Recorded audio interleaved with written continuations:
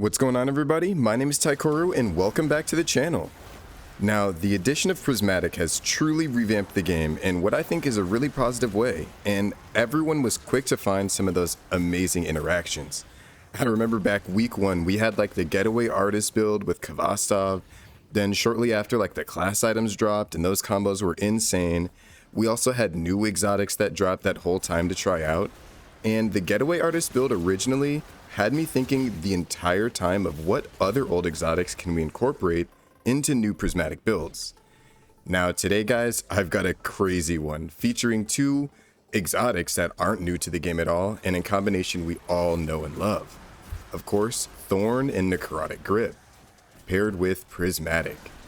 Let's jump straight in. First off, let's talk about Necrotic Grip. The armor perk is Grasp of the Devourer.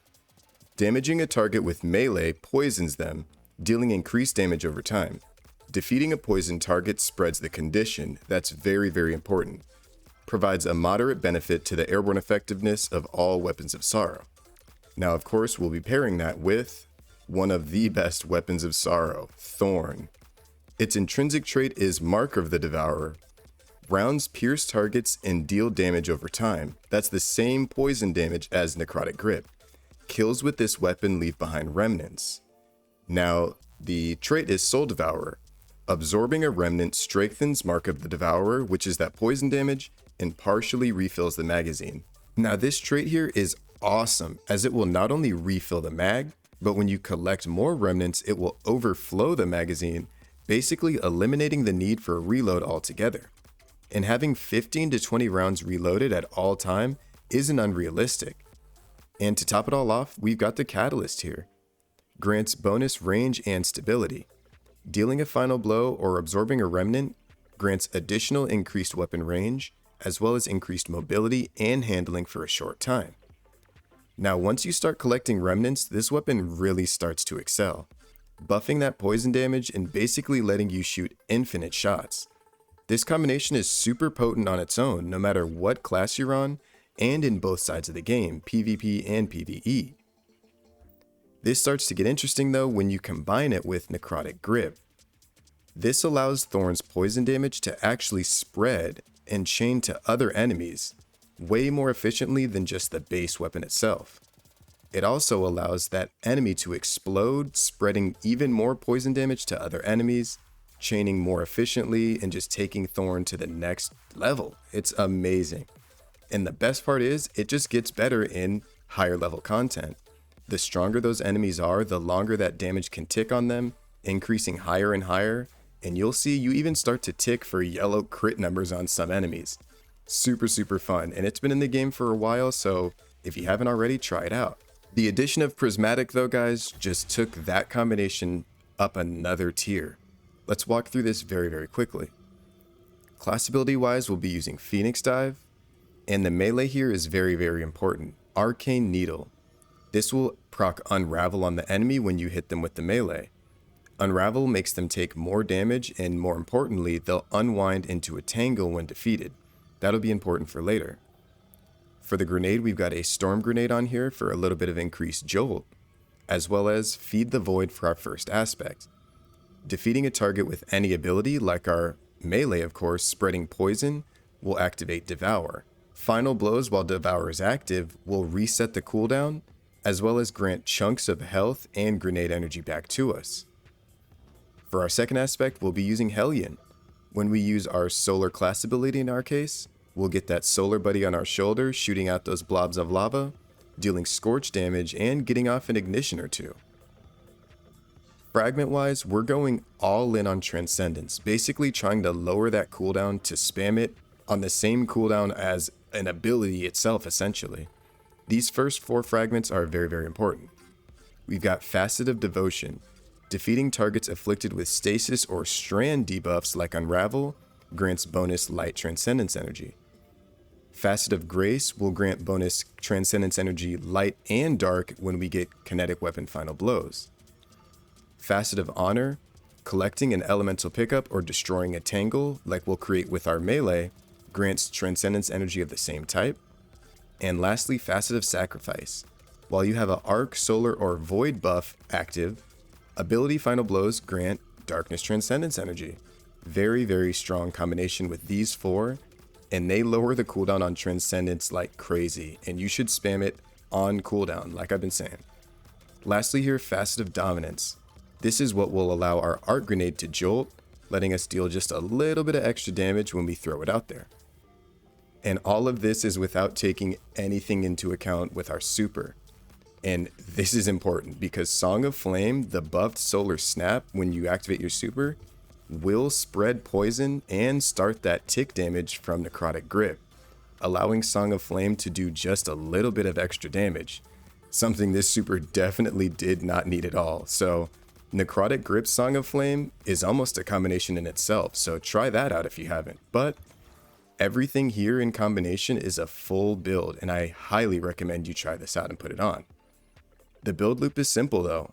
You're just slaying out with Thorn, spreading that poison damage, throwing out some melees, spreading even more poison, and getting that Transcendence as quick as possible. That lowers the cooldown on your melee and your grenade, of course, letting you spam them, throw them out like crazy, and the poison control gets out of control. You are the true master of ad clear with this build.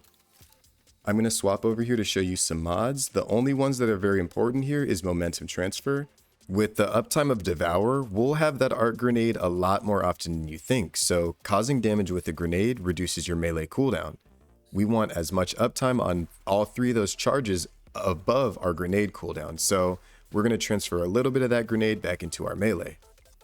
Then on our boots, we've got a double kinetic weapon surge. I want even more damage out of that Thorn, so this is as much as I want to get right here, and as well throw on an Invigoration. Moving on to the Hunter's Journal artifact, the four you're going to want to grab are right here at the end. Radiant Orbs to grab Radiant for free. You're going to want Shield Crush for increased melee and grenade regeneration. Transference here to refund a little bit of Transcendence energy when it ends. That's very, very important. As well as Galvanic Armor. While you're amplified, you get just a little bit of extra DR. So throw that on with those mods and hey, you're good to go. Check out some damage and some gameplay from Thorn Necrotic Grip on Prismatic.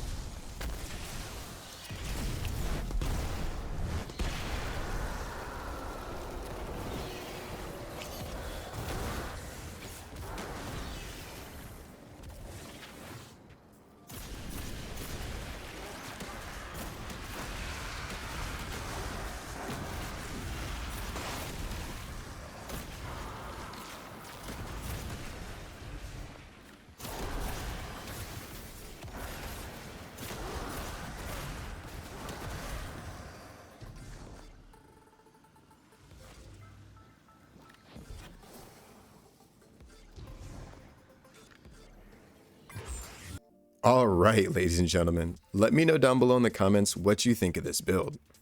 This poison damage quickly takes off, and for a lot of ad enemies like the red bars, they basically die to the AoE damage outright. You can almost go on autopilot with this one. Once you get it started and that poison starts rolling, you're basically good to go. Focus on those bigger enemies and start chunking them with just a primary weapon. And those Transcendence times are also ridiculous. Just adding to that poison control, when it goes off, you've got 3 melees basically on 0 cooldown, and a buffed Prismatic grenade, very, very strong. If you love Prismatic and all the kit that comes with it on Warlock, this is the build for you 100%. As we get to the end of the video though, I just want to say thank you all for watching this far, and if you think it's deserving, comment down below and subscribe to the channel. All of those interactions go a very, very long way to growing a channel like mine, and I want to interact, meet some new people, and hey, check out the comment section. Any new builds or things like that you want to see covered in Destiny 2, let me know and I'll be sure to jump on it. As always everyone, I'll see you around and have a great rest of your day.